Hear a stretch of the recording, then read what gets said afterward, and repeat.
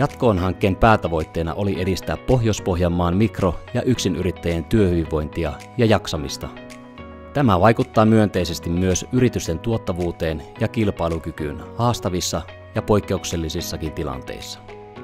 Hankkeen toteutusaikana vuosina 2021–2023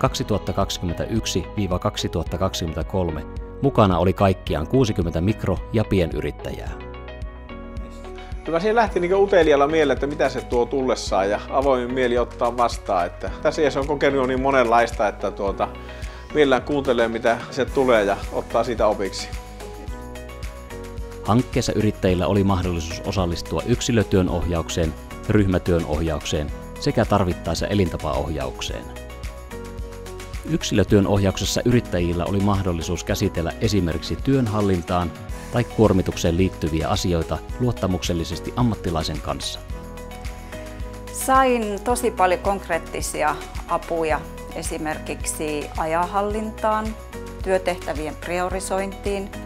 Ja yksi semmoinen plussa oli vielä se, että mä sain rohkaisua myyntiin, joka on mulle ollut aina melkoinen mörkö. Ryhmätyön ohjaukset mahdollistivat asioiden käsittelyn ryhmässä sekä vertaistuen löytymisen vaikeisiinkin tilanteisiin tai yhtä lailla voimaannuttaviin onnistumisen kokemuksiin.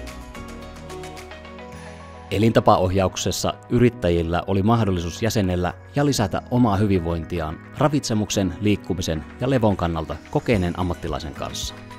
Pienryhmäohjaukset oli tosi hyviä, koska siellä aina sai sitten vinkkejä niiltä muilta yrittäjiltä ja sitä vertaistukea ja kannustusta sitten, ja ehkä semmoista tukea myöskin niihin omiin erilaisiin ideoihin. Laadimme hankkeessa yrittäjän työhyvinvoinnin ja jaksamisen tuen polun mallin. Mallin avulla yrittäjä voi lisätä tietoaan siitä, miten voi itse vaikuttaa omaan hyvinvointiinsa. Malli avaa myös, mitä tukea hyvinvoinnin ylläpitämiseen ja parantamiseen on mahdollista hakea muilta toimijoilta.